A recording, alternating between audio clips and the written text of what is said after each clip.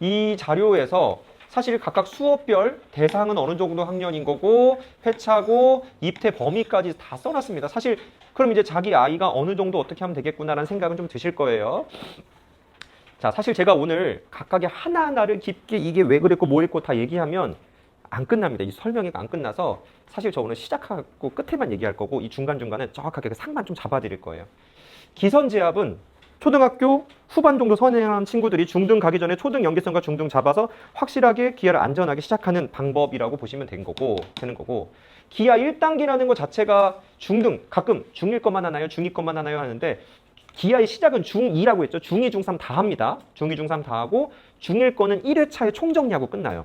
그래서 근데 가끔 중1 부분이 조금 성취도가 약하거나 약간 중1 부분이 감이 떨어져서 또는 그래 뭐 선행이 약간 부족해서 이걸 충분히 듣기 역량 괜찮은데 중1이 아쉬운 친구들 그럼 입퇴 통과가 안 되니까 그런 친구들을 위해서 기하 1 풀이 과정을 만들어줘야 되겠다라고 한 게 이제 기하 1 풀이입니다. 기하 1은 중1 1학년 2학기 과정을 저한테 6회 동안 총 진행하면서 2-1 연산도 같이 들어가요. 이 수업을 딱 들으면 기하 1단계 들을 수 있는 어떤 최적의 준비 상태가 되는 건데 근데 이거 끝나고도 1단계 듣기에 성취도가 괜찮게 올라갔는지 테스트를 한 번 더 보긴 봅니다. 그 다음에 기하 1은 방금 얘기 드렸고 그 다음에 기하 1과 기하 2가 있는데 그 사이에 조합이 있어요. 이게 수학을 큰 틀로 두 개로만 나누니까 대수기하밖에 없는데 사실 통계 파트라고 하면 좀 덜 중요한데 2학년 경우의 수 파트는 너무 중요하거든요. 너무 중요한데 어떻게 그렇게 조금 넣어놨을까요, 수학에? 사실 제가 이 얘기 하나만 드릴게요. 최근에 기선제압 수업에서 중1 파트에서 다각형이었습니다. 다각형. 문제가 이거였어요.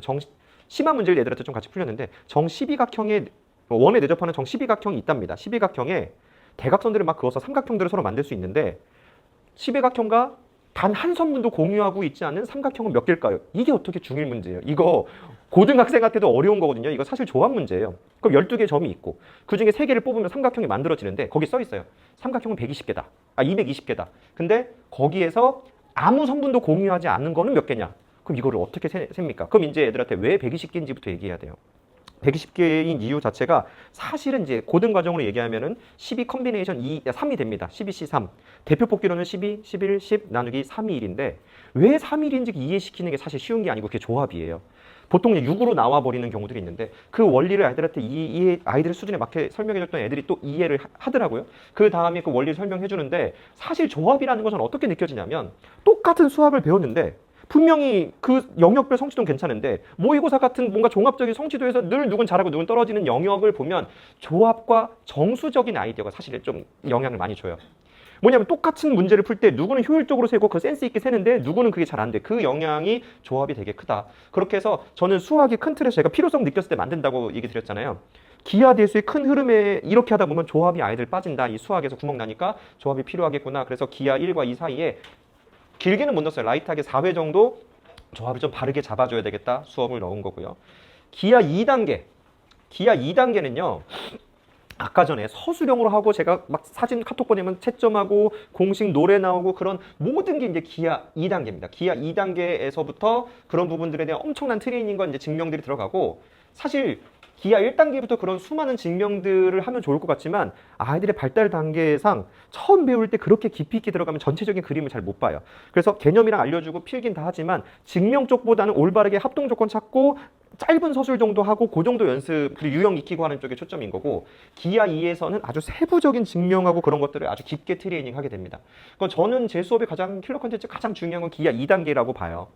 근데 이제 오늘 그것만 기억하실 것 같은데 근데 자리가 없다 이제 근데 기하 2가 기하 1에서부터 계속 연결해서 듣는 친구들이 많다 보니까 이게 쉽지가 않고 제가 예전에 기하 2는 16회였다가 25회차로 늘린 게 사실 무거운 프로그램이죠. 25회차 너무 길잖아요. 반년. 근데 아이들한테 했을 때 내가 알려준 걸 정말 내가 스스로 문제를 올바르게 아이들이 푸는지 내가 체크해야 되겠고 중2 거 배우고 그거 체크하고 중3 거 배우고 체크하는 거 같이 해야 되겠다. 그런 필요성 때문에 조금 더 길게 만든 거거든요. 그래서 요거를 하는 게 중요한데 이 시기도 잘 보셔야 되고 기하 1부터 흐름 타고 가면 훨씬 더 안전할 거라고 봅니다.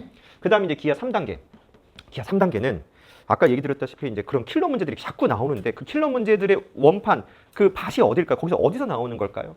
대부분 이 기하 3단계 정도 책에 나오는 이게 혁명 기하의 아이디어라는 유명한 오래된 경시 책이에요.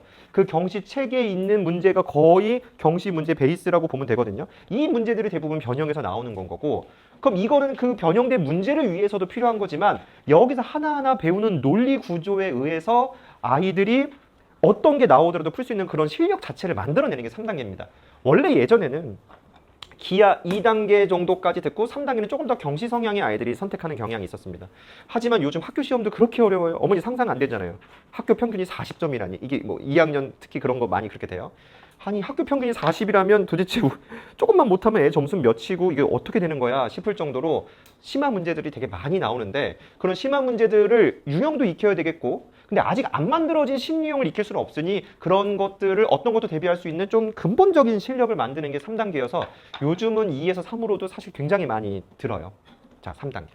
자, 그 다음에 조합. 아까 조합은 좀 가볍게 처음 배우는 학생들을 대상으로 만든 거고 이쯤 왔으면 조합도 거의 경시 조합 입문 수준으로 확실하게 만듭니다. 이 조합 수준은요. 고등 순열 조합도 당연히 포함하고요. 그걸 넘쳐서 확통에 있고 경시 이론적 경시 입문에 있는 이론적인 내용이 다 포함돼요. 다 포함되고 그리고 이제 제가 이제 수업이 지금 제 뭐 말이 잘 전달이 되는지 모르겠지만 제가 뭐 성격도 좀 급하고 말도 빠른 편이고 근데 그래도 애들이 발음이 좋아서 잘 들린대요. 그래도 내가 제 말이 다다다닥 다 들려? 예, 들려요. 막 쏙쏙 꽂혀요. 막 그러는데 제가 수업도 조금 스피드 있게도 해요. 기본적으로 PPT를 또 활용하다 보니까 타다다닥 문제를 요약하거나 쓸 시간은 필요하지 않습니다. 바로 계속 아이들과 호흡하거든요. 훨씬 더 뭐 스피드하게 아이들과 진행해서도 효율적인 좀 수업을 하는 편이고 자, 그 다음에 이제 거의 여기까지 왔다. 기하 4단계. 여기서부터는 확실하게 좀 경시적인 경향으로 나눠지는데 기본 개념부터 심화 이론까지 작도의 원리를 통해서 분석하고 트레이닝하고 그림 없는 기하 문제를 해결하기 위한 게 이제 기하 4단계다. 제가 오늘 아까 시작과 끝 부분을 좀 강조한다 그랬잖아요. 끝 부분 좀 얘기 드릴게요.